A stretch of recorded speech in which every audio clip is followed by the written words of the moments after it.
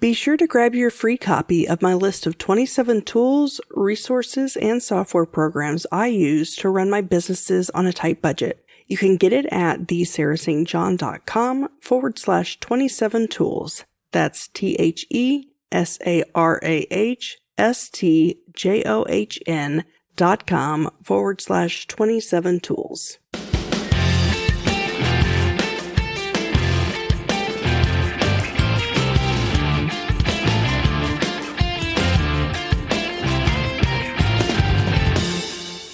Welcome to the Frugalpreneur podcast. I'm your host, Sarah St. John, and my guest today is an expert in affiliate marketing, podcasting, blogging, course creation, email marketing, and more. There's nothing this guy doesn't do. But perhaps he's best known as the host of the Smart Passive Income podcast. I'm excited to present Pat Flynn. Thank you for having me today. You had a long list of things there. I was like, yeah, I guess I do a lot of things, don't I? Well, I had an even bigger intro, and I was going to list off all your book. And I was like, we don't have time for that. I'll put links to all that stuff in the show notes. So Thank you. There's a million different things we could talk about, but I think what I want to focus on is superfans. Either the book, which I actually have right here. Oh, thank you. And just the whole concept of that. So can you give us a little bit of information as far as how you got the idea to write this book, Superfans? Yeah, I mean, a quick story and a little anecdote about the first time I discovered that you could have fans even if you're not a musician or a celebrity or anything like that. I was working in the architecture industry and I got laid off, in fact, in 2008. And I started an online business to just keep my head over the water. And, it started to do really well. And I started to notice some interesting things happen. People started to become fans of the work that I was doing, helping people pass an exam. I never even thought that was possible. In fact, there was this woman, her name was Jackie. She sent me an email, and apparently she had taken my practice exams and had taken my study guides and then had passed the exam on her own as a result of that and had gotten a promotion, gotten a raise. She was so happy. She was incredibly thankful. And she signed her email, "Your biggest fan, Jackie." And I was like, "Your biggest fan? That's just so weird to me." Because I was always working at the desk in architecture. I never really was front facing for anything before. But then an interesting thing happened. 2 months later, I noticed that there was a whole slew of people from the same office. I knew because it was the same email address sort of ending. 25 new customers came in within about a week's period from that same company that Jackie was at. So I reached out to Jackie and I was like, "Hey, what's going on? All these people from your company are getting my guide." She's like, "Yeah, I told everybody about it. They all wanted to study for the exam and I convinced everybody to buy your guide." And I was like, "Wow, are you kidding me?" This one person who was a fan because I had helped her out turned into 25 additional sales. And it was so meaningful, and everybody wins in that situation. And I love marketing where everybody wins. So this idea of superfans was combined with my own experiences having built superfans in a space where you wouldn't normally think superfans could be built, along with an article that was written a while back that inspired me as well called "1,000 True Fans" by a man named Kevin Kelly. And I really love this. And there's a little bit of easy math that's going to change your life.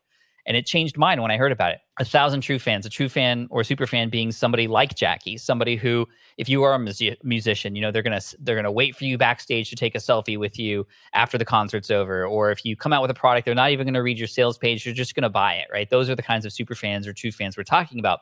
If you have 1,000 of those people times $100 a year, $100 a year isn't that much for a super fan to potentially spend on something. I mean, I spend a lot more money on stuff that I probably shouldn't even be spending money on, like cable television or whatever. And I'm not a super fan of, AT&T Uverse or anything like that. So $100 times 1,000 true fans, that's a 6-figure business right there. When you really think about it, 1,000, just 1,000 people. And the cool thing is those people who are true fans are going to bring in more people, as opposed to what I saw happening in the industry was a lot of people going toward massive content creation. And content creation is important. You got to put yourself out there, but it was sucking up their life. People who were spending millions of dollars on search engine optimization to just rank number 1 in Google for a certain keyword, or spending hundreds of thousands of dollars on advertisements just to get in front of their audiences.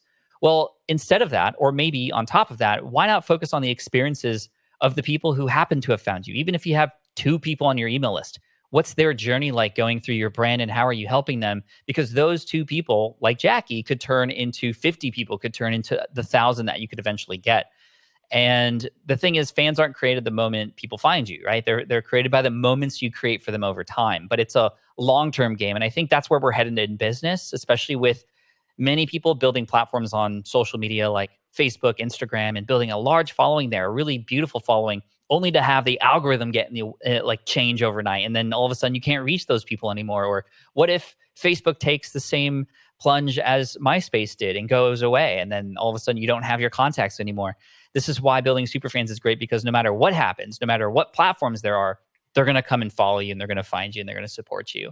And it's the best thing you could ever do. And the byproduct of building superfans is a great future-proof, profitable business, and that's what the book teaches you how to do. Yeah, and you made a good point there about how algorithms can change. MySpace went away overnight, and Facebook's always changing things, and so it's important to have your own website, your own email list, so that you can, nurture that audience as time goes on, and aren't, I guess, I don't know if slave is the right word, but to, social media, and just expecting that, because only I think 2 to 3% of your followers even see your stuff, from what I understand. That's crazy, isn't it? Mhm. Like, you work so hard to get these followers, but for every 100 followers you get, maybe 5 or 10 of them at most are gonna see your stuff. And in order to do that, you have to be really consistent. You have to know the algorithm and give the platforms what they want. And what do they want? They just want more people on the platform longer to send ads to them and make more money.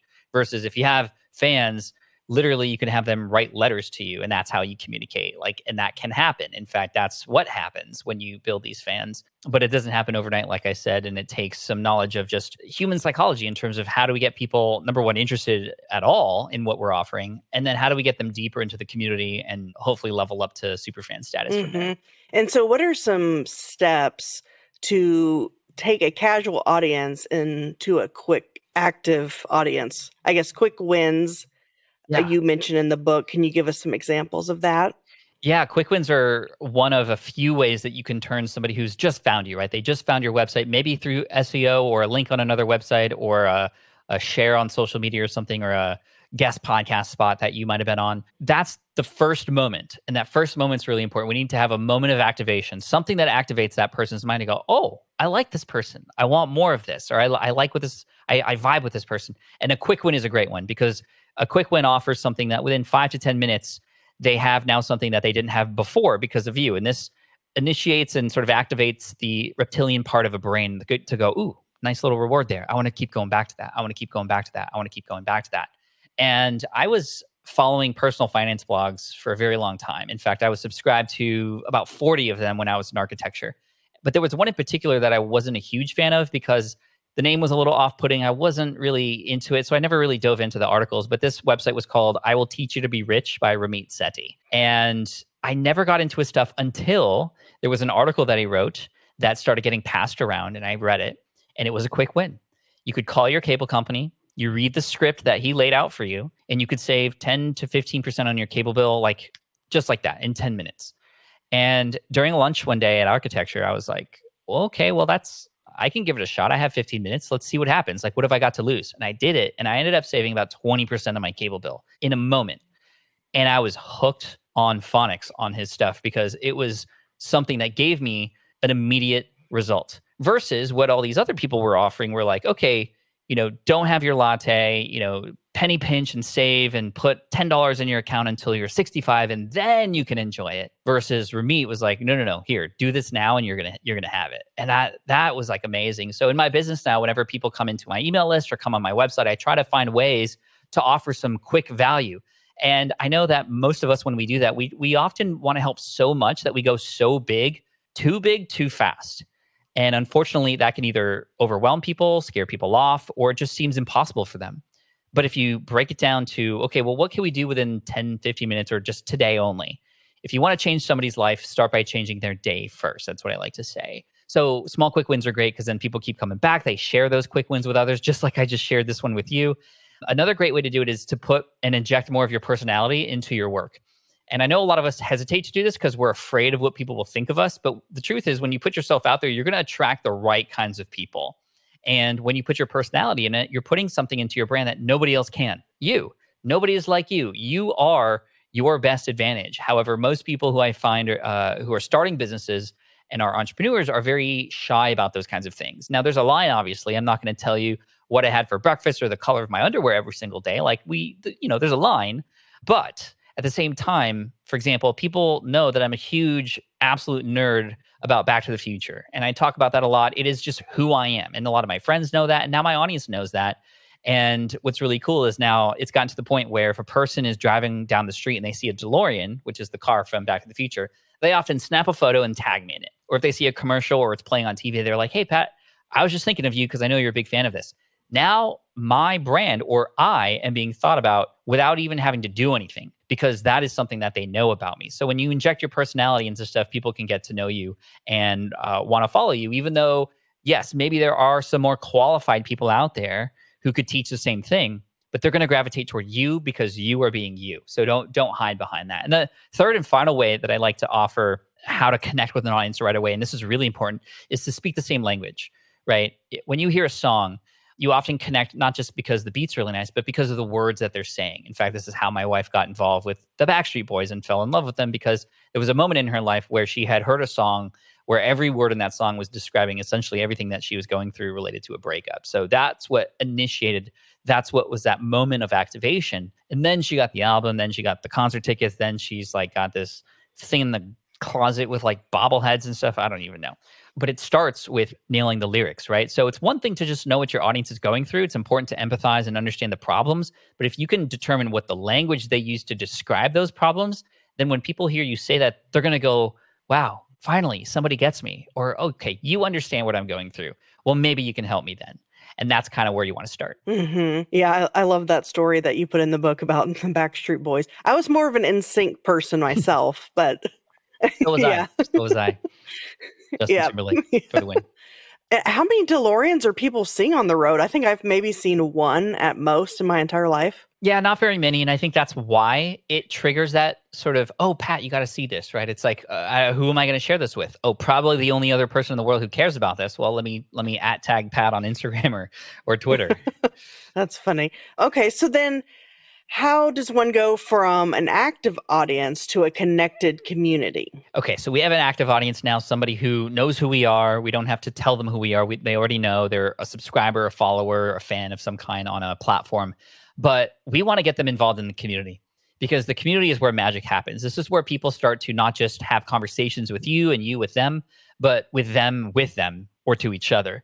This is the part where if you're at a baseball game, right, and your home team hits the winning grand slam, you're high-fiving, hugging, elbow bumping people around you who you don't even know. But it's because you're all there to celebrate that moment together.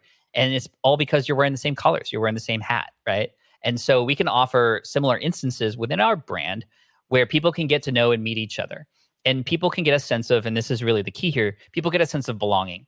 We need to give people a sense that they are being heard. We need to give our audience a sense that, yeah, here's a place where you can be with other people like you. And this is why just the one-way conversations don't work as much. Before it did because it was all information that we never heard before. So we hear a person speak, okay, they're the guru now, let's listen. But now it's much more than that because you can get that information elsewhere. But what you can't find and where people are struggling to find, especially during the pandemic where we weren't able to connect with anybody, is just human connection to other people who feel the same way or who connect on a level that others don't.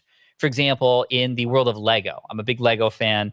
Lego has something called AFOL, AFOL, adult fans of Lego. Not just like fans of Lego, but adult fans of Lego, people my age, who literally come together and meet on Zoom or in person to have challenges, to talk about the latest sets. To anybody on the outside, it's super weird and nerdy and geeky. But to those on the inside, it's exactly what they need and they're going to find and they're going to hold on to the people that they find there. This is why a really, really big movement that you're seeing right now in the online space is this world of private communities, creating little memberships or something where people can come together and find other people like them. And this is a smart business strategy because not only are you able to, of course, potentially get some recurring income from that, but that recurring income comes as a result of the benefit that those people are coming in to find others like them, to connect with, and to just talk shop with because they can't talk shop with the people who are around them normally.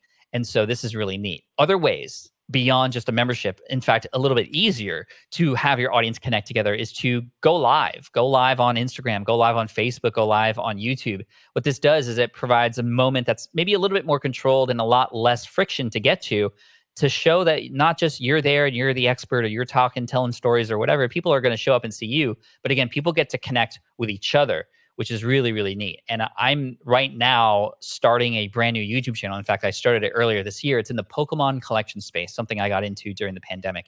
And I've gotten involved in a lot of communities who the creator has gone live. But what's really neat is I'm actually making real friends from other people who I've met in the chat. And now it's like that's my that's my water cooler area. That's the place I go to hang and talk nerdy Pokemon stuff with people who just on the outside wouldn't get it. And we get deep on it. And it's really, really fun. So it's something that you could definitely create. And then the final thing, and this one maybe is even easier, is just to get people comfortable with speaking up and being heard. It's one thing to allow for people to come on the court with you, but it's another thing to have people come on the court and you pass them the ball and you let them shoot every once in a while. That's how you really make a person feel like they're playing the game with you. So when your community comes in and you have other people in your audience or even people on your email list, interact with them and also listen and hear them and address them and talk about them. Spotlighting your community is a great thing to do as well. If you have students or customers who've done really great things with your stuff, this is a fantastic idea. Tell their story, make them the hero of the story. You are essentially, or your product becomes the guide that everybody else will now want because they've seen what it's done for this person who's gone from challenged and struggled to now overcoming those challenges and struggles and doing really well with something that you're able to help them with. So that's one of my favorite things to do with a podcast is to invite a guest who is in fact a student or a member of my audience, because people are actually more connected to that person than, if I were to bring like Gary Vaynerchuk, a big name in the space, but people they just can't connect with him on that ethereal level versus somebody who's just a couple steps ahead of them. And so this is how we bring that sense of community. And then other things like, naming your community. If you have a name for your community, it makes them feel connected to it. This is where swag and shirts and hats can come into play. And it's not just because, and it shouldn't be because you want to make $1 million selling shirts. Usually you can't. It's because you make people feel like they're a part of something when they have something that others don't.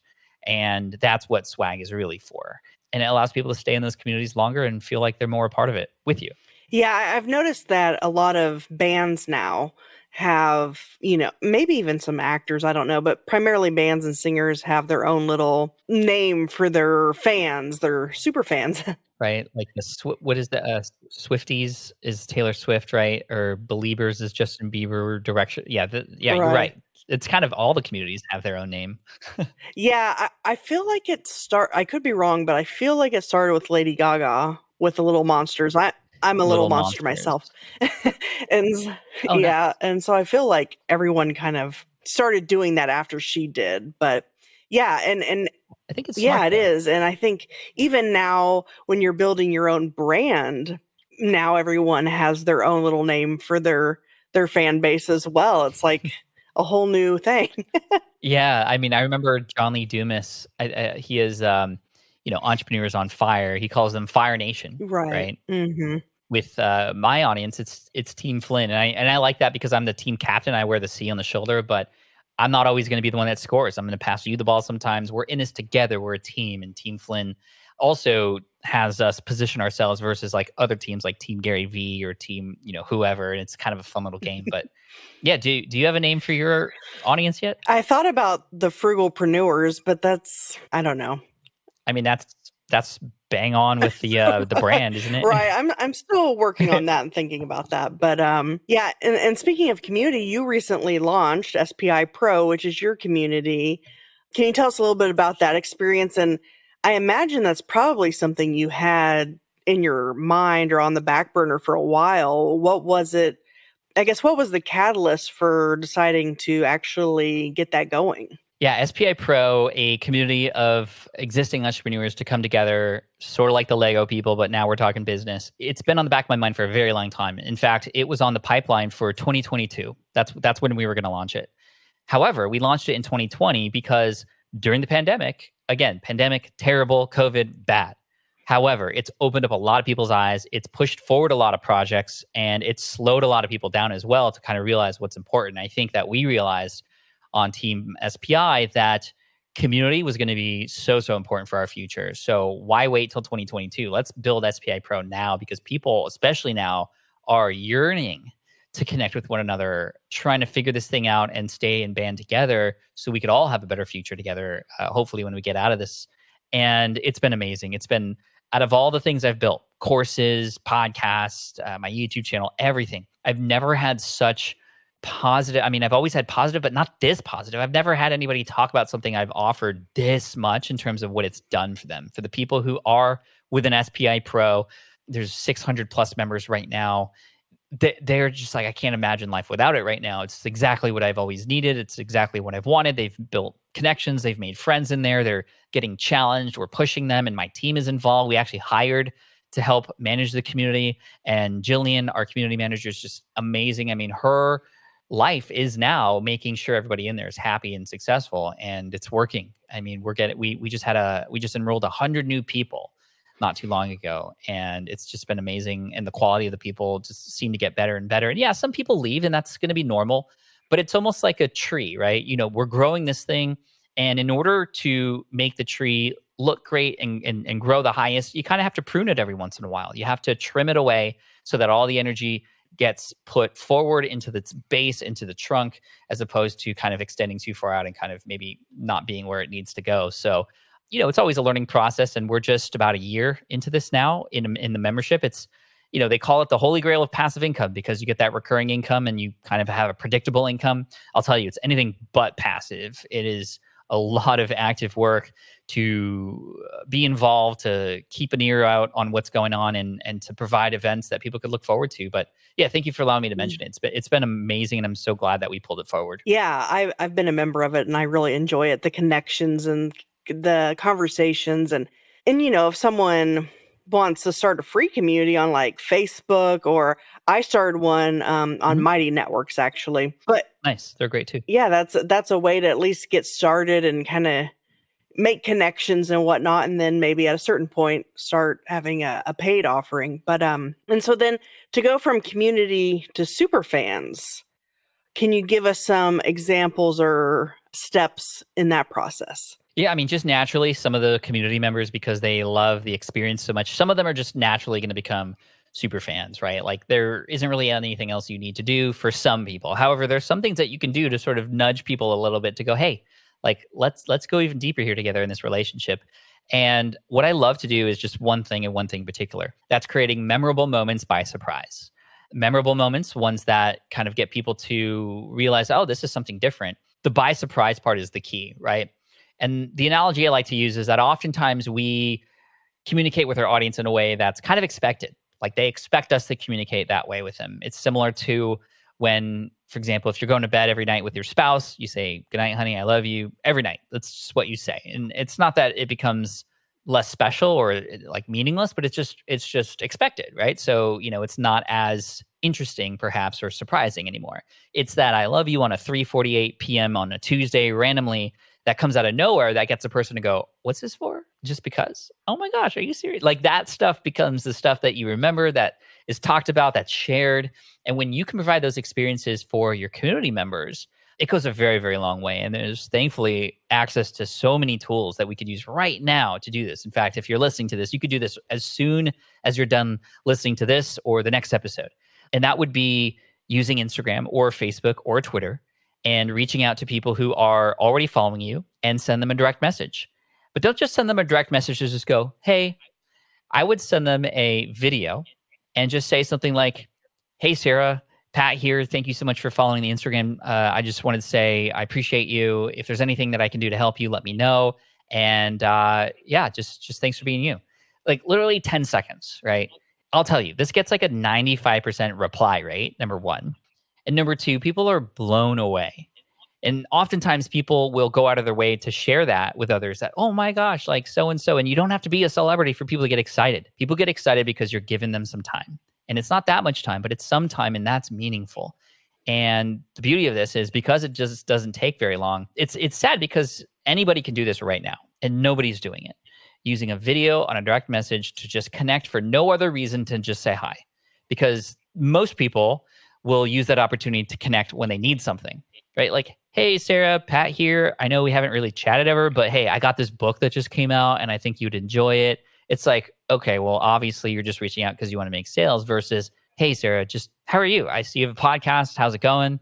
And just connect, right? You're digging your well before you're thirsty. Because if you're digging your well and you're already thirsty, meaning you need something, it's too late, right? It's too late. So try it. It's going to work. It blows people away. And the cool thing is, I do this every Friday. I take the dogs on a walk around the neighborhood for 30 minutes.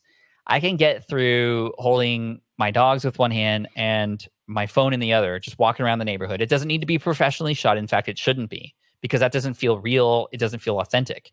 Just phone in hand, no gimbal or nothing, and just talk from the heart. And I can get through 60 to 70 in that 30-minute period.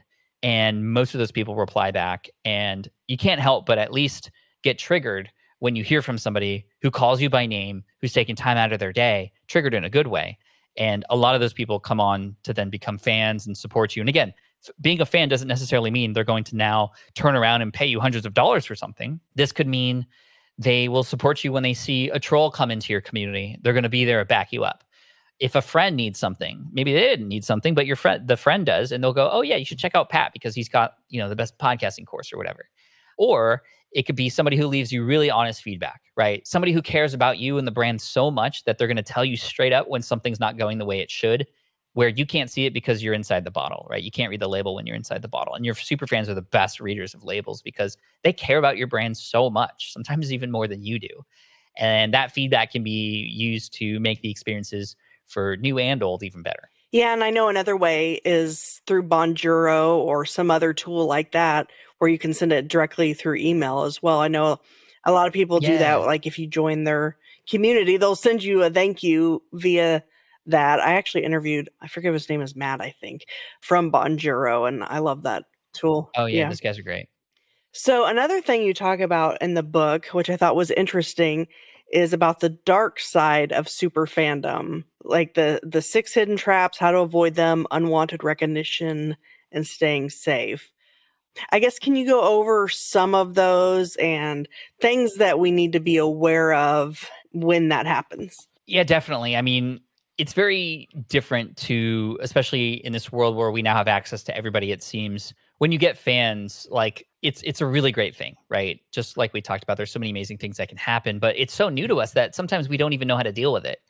And in some cases, I've seen some people who grow rather quickly and then their head grows just as big and just as quickly, right? They start thinking they're the best and they start talking differently. And then, their fans don't like them anymore because they've changed because the money or the fame or whatever got to their head. So, really try to have either some support systems or checks and balances in place to make sure that as you grow, as you get fans, that you just at least stay grounded, right? So that's number one. Number two, a lot of people there's a balance between having fans, but then also like first of all, that there's a lot of eyes on you now, and that could be very scary. I got in a trap where one time I was creating content and I had so many eyeballs on me at one point. I was so scared to publish anything because I was like, wow, like what if I spell this thing incorrectly? I'm going to have like 50 people tell me I spelled it wrong. So I have to like fine tune, with a fine tooth comb, go through everything to make sure it's perfect. And then I got into the trap where nothing was perfect enough. So I didn't publish anything, which then let some fans down because consistency is really important when showing up and, giving your fans what they want. So that's a possibility. There's also been some, and this is on the extreme end, but there's been some not so fun stories about people who've had fans go so far as to like, find their home and like ask for their autograph at a address where, they did some search or something. And that's really scary, right? Like we don't want that to happen. So just some precautions inside of the book about, if you're going to film something, don't film in a obvious location where people can go and find you, for example. Don't put home addresses. And, if you're filming packages that you're opening for unboxing, just like be aware that, you want to Sharpie out your address and things like that. I mean, unfortunately, that kind of stuff does happen, but that stuff typically happens with people who have massive fan bases. There's a guy in the UK named Dan TDM. He's sort of a video gamer personality, and he's had trouble with fans coming and just kind of like camping outside of his home, which is really scary. And, everybody's been nonviolent and, they just are fans, but sometimes they don't know better. So that's just something to be aware of as well. But, really remembering where you came from and the why and the fact that, these are real human beings, is going to keep you sort of in alignment most of the time. Well, awesome. Well, I appreciate your time today. I'm Thank curious, you. is there anything else coming up or down that you can actually speak about that we can expect from you in the future? Yeah, I mean, this is probably one of the first times I'm sharing it on the podcast, in fact, but I do have a new book that I'm working on, which I'm really excited about. Superfans was published in 2019.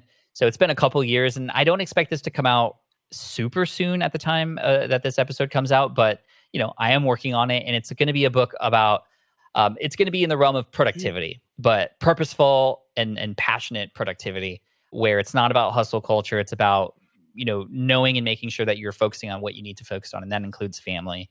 So kind of notes around that I'm really excited about. There's a lot of productivity books out there, but I wanted to bring the Pat Flynn sort of spin to it and hopefully help some people with their time and their focus. Mm, awesome. I'm looking forward to that. And yeah, I'll have show notes with links to all your books, Superfans, Will It Fly, and Let Go.